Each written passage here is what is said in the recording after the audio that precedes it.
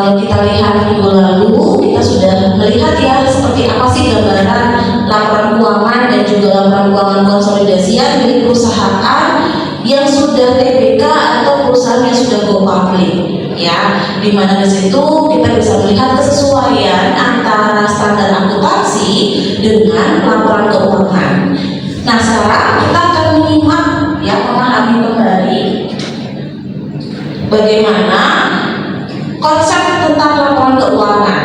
Laporan keuangan sendiri adalah informasi yang sifatnya kuantitatif. Tentu kamu sudah tahu ya, siapa saja yang menjadi pengguna laporan keuangan itu, mulai dari pengguna internal sampai dengan pengguna eksternal. Lalu kalau kita lihat di sini, yang pertama, informasi kuantitatif di dalam laporan keuangan itu isinya apa aja? Ya, ada laporan laba rugi, lalu laporan perubahan ekuitas, kemudian laporan posisi keuangan dan juga catatan atas laporan keuangan. Apa sih tujuannya laporan keuangan itu diciptakan? Yang pertama pastinya adalah untuk proses pengambilan keputusan ekonomi ya, yang mana laporan keuangan itu berasal dari proses pencatatan ya, ada identifikasi, pencatatan yang kita sebut sebagai jurnal.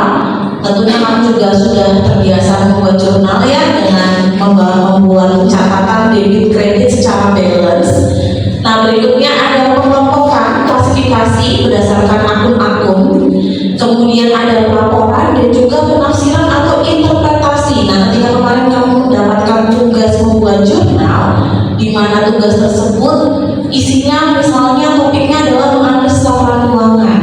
Apakah ketika menganalisis kamu hanya bisa menghitung?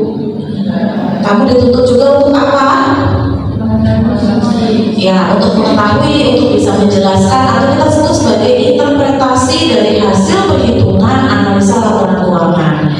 Jadi fungsi akuntansi sendiri itu adalah fungsi untuk menyajikan informasi yang nantinya akan bermanfaat untuk pengambilan keputusan baik oleh pihak internal ataupun pihak eksternal.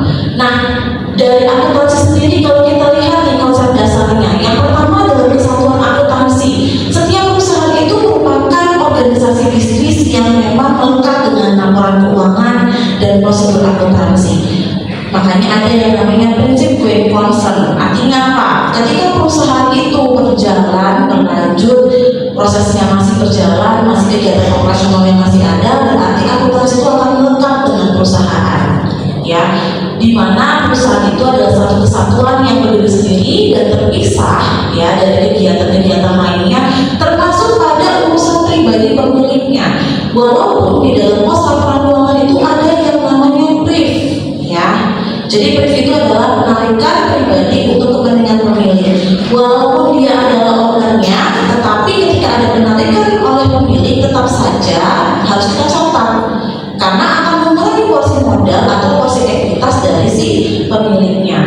Yang kedua, kalau kita bicara kemarin di pertemuan-pertemuan sebelumnya, bagaimana konsep pengakuan dan pengukuran untuk aset, untuk hutang, untuk biaya pendapatan dan juga ekuitas, kita melihat yang namanya prinsip historical cost atau nilai historis, ya, di mana laporan keuangan itu dan transaksi-transaksi keuangan itu dicatat berdasarkan tanggal terjadinya transaksi. Sama seperti kita membuat jurnal. Kalau kamu bikin jurnal itu seperti membuat buku diary, di mana kamu akan mencatat tanggalnya, akan mencatat momentum apa saja. Nah, kalau dalam akuntansi, seperti aset misalnya, pembelian aset itu dicatat pada saat kita mendapatkan aset tersebut atau memperoleh. Makanya ada yang namanya harga perolehan, ya. Kalau aset itu kan ada yang namanya harga perolehan aset, ada juga yang namanya harga pasar, ada juga yang namanya replacement cost atau harga pengganti. Kalau memang ternyata di dalam aset tersebut tidak ada harga pasarnya atau nilai bukunya misalnya sudah berubah, nah itu kita pakainya adalah replacement cost, ya.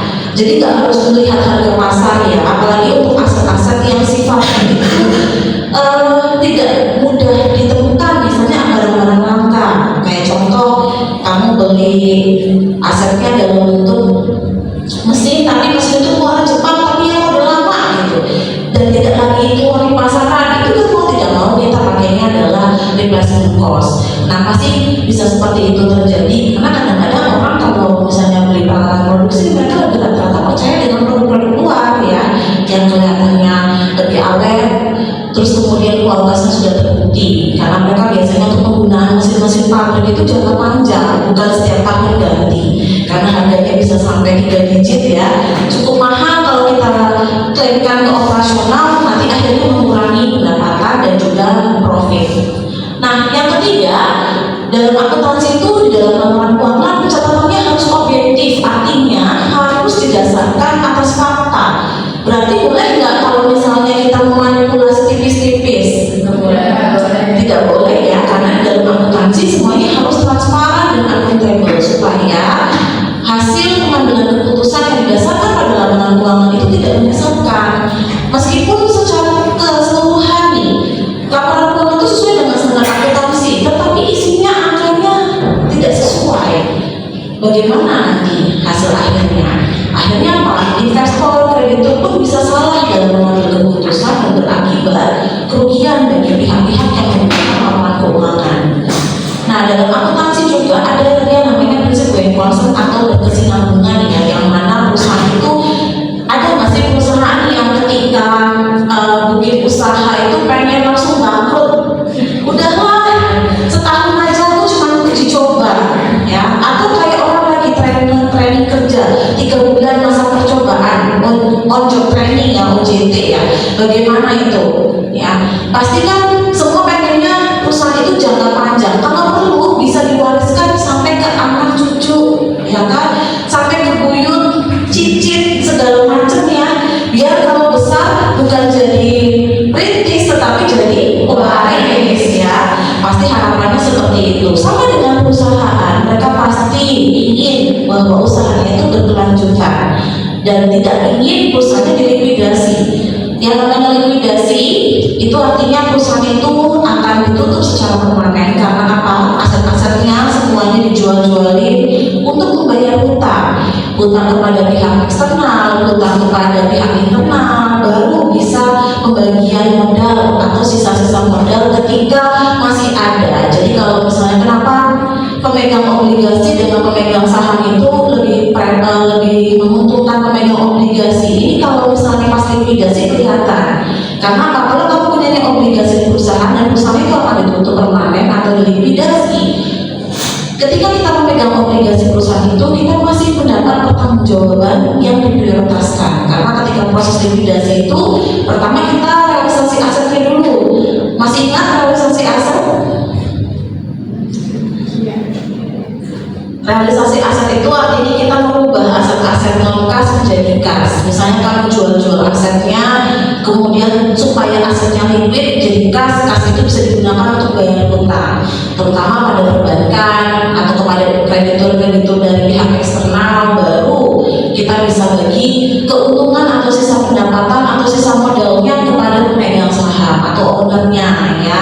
Itu tergantung pada presentasi pemilikannya juga dan juga perjanjian pada saat awal mendirikan usaha. Makanya kalau kamu punya usaha bersama, mendirikan usaha bersama harus punya perjanjian hitam di atas putih yang menyatakan bagaimana pembagian keuntungan dan kerugiannya dan bagaimana penyataan modal dan juga aset yang sudah kamu sertakan saat mendirikan usaha, supaya fair pada saat pembagian laba dan rugi ketika perusahaan persekutuan atau usaha gabungan tadi mendapatkan keuntungan. Nah, kalau kita bicara juga tentang karakteristik laporan keuangan, laporan keuangan tadi kan adalah catatan informasi yang kita olah dari data transaksi dan bukti-bukti transaksi seperti faktur, nota, ya, kemudian juga dari tagihan-tagihan menjadi output laporan keuangan yang bisa dibaca dan dipahami oleh banyak pihak. Walaupun si pengguna atau pembacanya bukan dari background akuntansi, tetapi dengan laporan keuangan yang sudah terstandar, dengan laporan keuangan yang formatnya jelas, artinya sudah ada pedomannya, si pengguna yang backgroundnya bukan akuntansi pun bisa memahami ya bahwa laba itu adalah keuntungan, rugi itu berarti adalah kerugian perusahaan, walaupun ya tidak mengetahui bagaimana siklus akuntansi secara menyeluruh, paling tidak outputnya mereka tahu. Coba kalau dibayangkan ketika kamu menyusun laporan keuangannya acak-acakan, ya kan? Mereka mau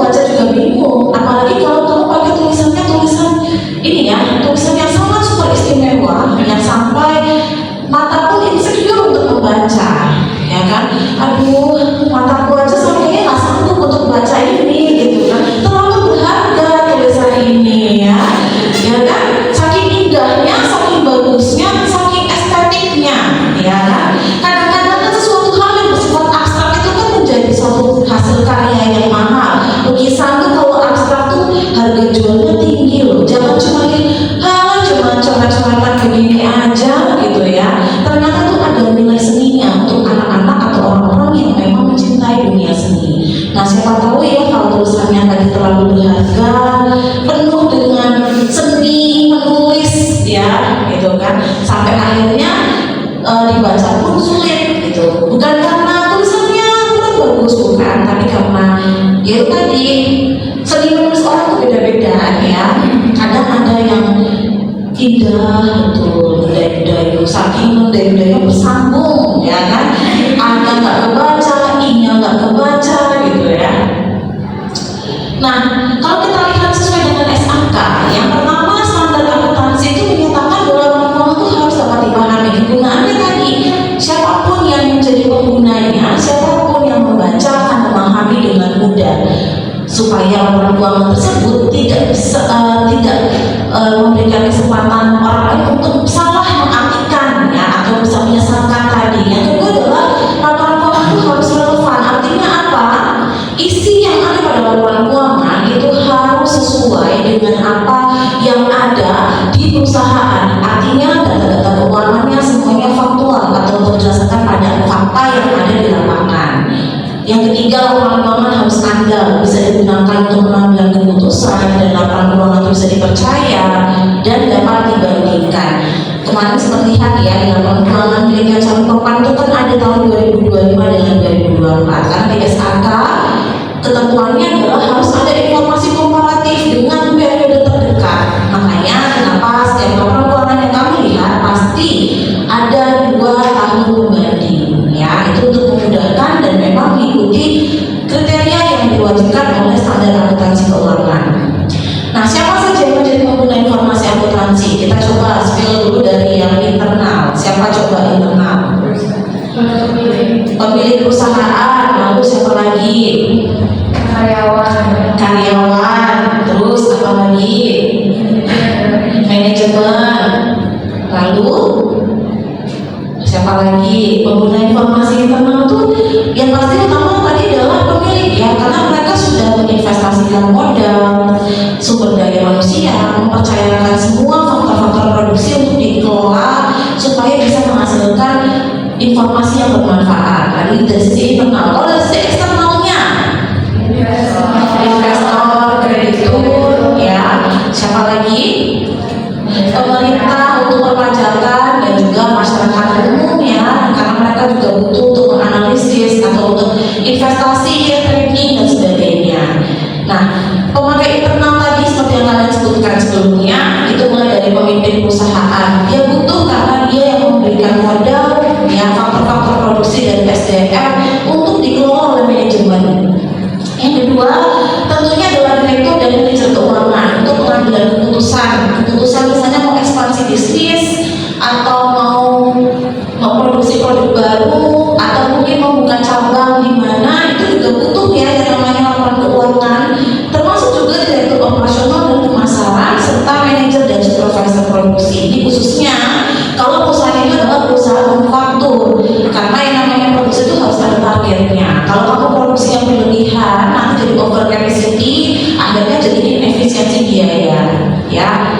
Emang sih kadang kita sebagai perusahaan manufaktur itu pengen serba ada, artinya semua produk yang dibutuhkan masyarakat kita bisa memenuhi itu, supaya apa? Pangsa pasar kita semakin besar, target market kita semakin banyak.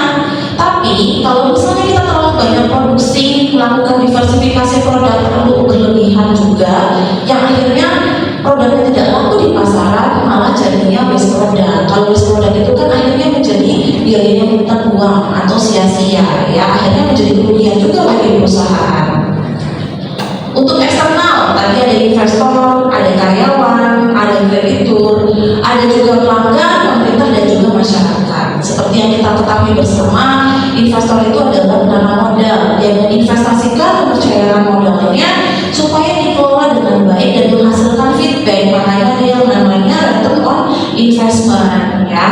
Lalu kemudian karyawan juga untuk kesejahteraan dan juga masa kerja itu juga sangat berpengaruh. Kemudian untuk kreditur sendiri bagaimana untuk memberikan jangka waktu kredit serta batas kredit yang bisa maksimal diberikan kepada si debitur tadi atau kepada nasabah misalnya di perbankan. Nah, pelanggan, pemerintah itu terkait dengan pajak, masyarakat terkait dengan analisis, konsultasi serta berkaitan dengan investasi trading atau jangka pendek. Nah, di sini ada beberapa kaitan ya, mulai dari standar akuntansi, prinsip akuntansi dengan prinsip akuntansi berterima umum. Kalau untuk prinsip akuntansi sendiri itu adalah bentuk standar pedoman di mana saat kita mau mengerjakan menyusun laporan keuangan. Nah, dipilih oleh siapa? Tentunya dipilih oleh Badan Penyusun Standar. Yang menyusun standar di Indonesia siapa? Ikatan Akuntan Indonesia ya. Jadi untuk prinsip akuntansi itu yang menentukan sendiri adalah IAI, sedang dijadikan sebagai standar akuntansi. Nah, sekarang kalau misalnya kita lihat di sisi sebelahnya, di mana kepemilihan atau penggunaan kegiatan untuk memilih standar akuntansi yang mau digunakan itu adalah pilihan dari penyusun laporan keuangan atau manajemen. Makanya di dalam catatan atas laporan keuangan ya ada yang namanya kebijakan akuntansi yang dipergunakan, kemudian akuntansi ini menggunakan metode apa, itu untuk memastikan bahwa memang laporan keuangan disusun oleh manajemen itu sudah sesuai dengan standar ya. Lalu kalau kita lihat juga di sini ada struktur akuntansi dalam penyusunan laporan keuangan, di mana dalam penyusunan laporan keuangan itu di bawahnya itu ada prinsip akuntansi ya. Kalau kita lihat bagaimana prinsip akuntansi itu nanti digunakan. Nah, apa hubungannya auditor independen ada di situ? Kenapa ada auditor independen di tengah-tengah? Dia sebagai apa? Di sini ada investor, investor itu di sisi kanan ya. Kemudian di sisi kiri ada sistem informasi akuntansi dan manajemen. Kemudian dari sistem informasi akuntansi dan manajemen itu menghasilkan laporan keuangan. Laporan keuangan itu kan seharusnya langsung diberikan kepada investor ya. Nanti investor, kreditur, kemudian pemerintah, masyarakat, gitu kan. Nanti mereka akan bisa mengambil keputusan tentang apa yang sudah dilaporkan oleh perusahaan. Nah, kemudian bagaimana caranya supaya investor dan lain-lain atau pengguna eksternal tadi bisa percaya? Maka butuh yang namanya auditor independen sebagai pihak netral yang berada di tengah-tengah, yang bekerja mencocokkan antara standar akuntansi keuangan dengan laporan keuangan yang diberikan supaya bisa menghasilkan laporan audit independen atau laporan auditan. Jadi di sini perannya auditor independen adalah pihak netral ya, yang menjembatani antara pengguna eksternal dengan juga pengguna internal tadi ya. Kalau kamu belajar tentang sistem informasi akuntansi, apa yang kamu ketahui tentang SIA? Apa kira-kira SIA itu tuh sistem informasi akuntansi itu buat apa biasanya? Iya, membuat laporan keuangan berbasis sistem supaya lebih praktis, lebih mudah, lebih ringkas ya. Jadi yang awalnya pencatatan manual menggunakan pembukuan secara tertulis dengan menggunakan sistem informasi akuntansi, kita tinggal menginput data itu bisa diolah secara terotomatisasi dan terintegrasi untuk bisa menghasilkan laporan keuangan. Walaupun di dalam SIA itu sendiri juga ada hubungannya dengan manajemen, karena yang mengerjakan sistem itu adalah manajemen. Manajemen itu di dalam laporan keuangan dia adalah orang yang bertanggung jawab untuk menyusun laporan keuangan. Jadi ketika kita bicara tentang laporan auditan pun ada tuh statement bahwa laporan keuangan itu adalah tanggung jawab dari manajemen secara utuh ya, bukan tanggung jawab dari pihak auditor, karena pihak auditor hanya mencocokkan dan mengecek apakah laporan keuangan yang ditampilkan oleh pihak manajemen itu sudah sesuai dengan SAK ataukah belum. Dan di dalam kerjanya juga si auditor itu bekerja juga berdasarkan pada standar audit. Nah, standar audit itu juga ditetapkan oleh Ikatan Akuntan Publik Indonesia. Oke. Nah, kalau kita lihat sekarang laporan keuangan konsolidasi. Nah, laporan keuangan konsolidasi itu apa? Kalau kemarin kita bicara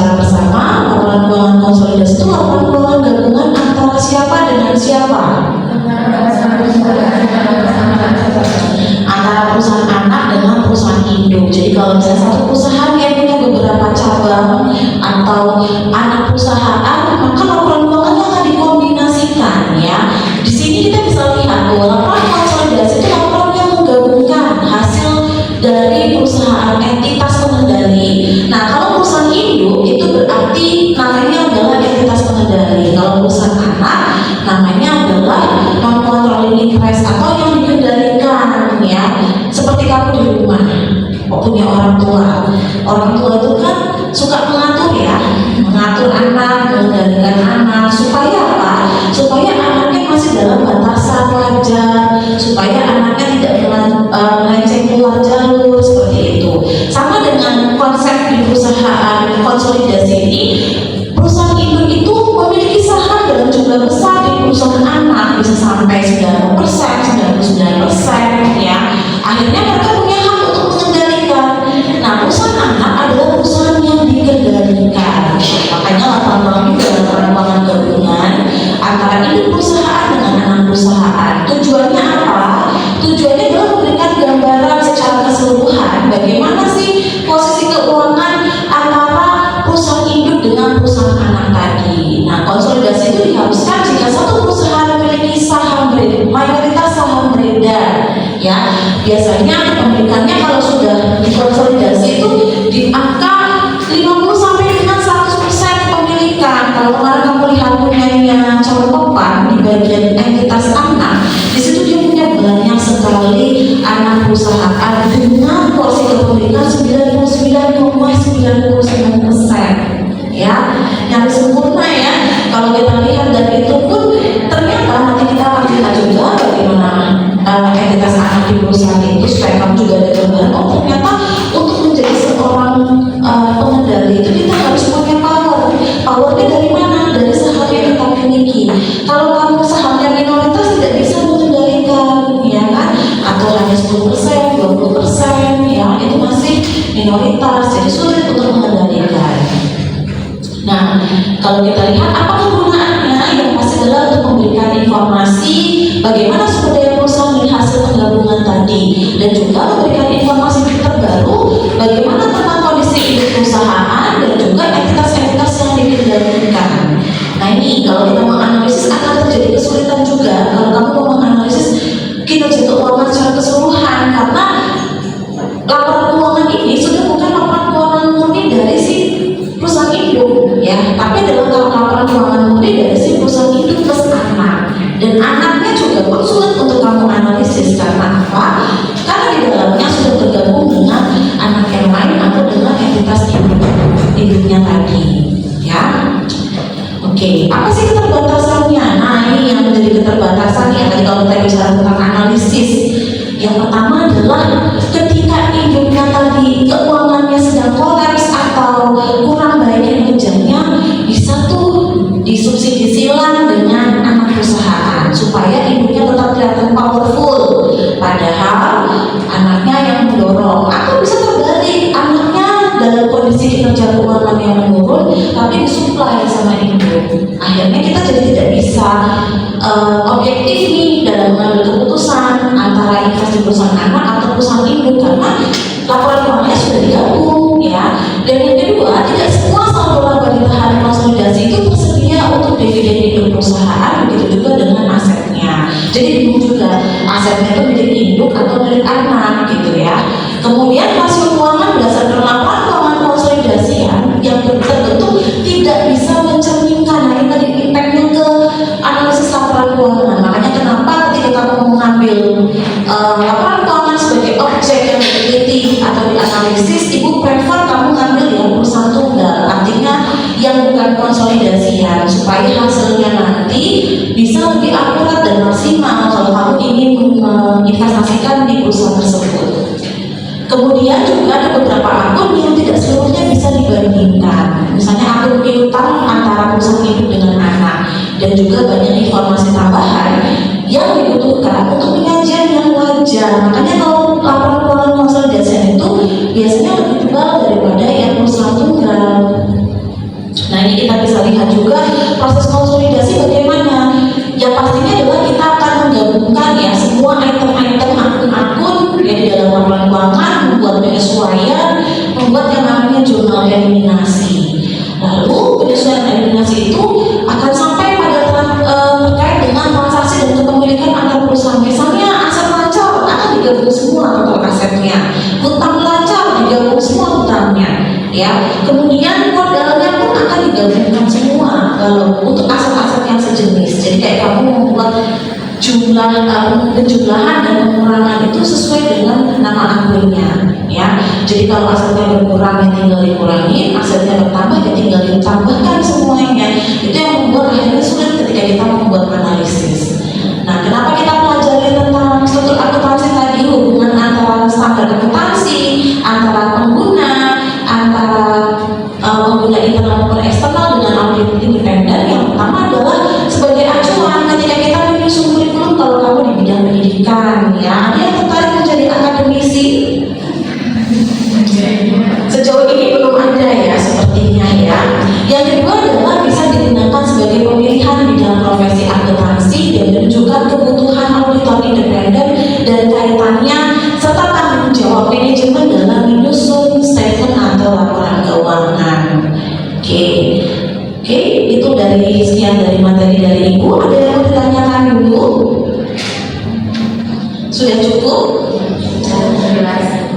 Oke, baik. Terima kasih. Kalau sudah cukup jelas, nanti kita akan lanjutkan di pertemuan minggu depan. Sekian dari Ibu. Terima kasih. Semoga apa yang Ibu sampaikan hari ini bermanfaat ya. Amin.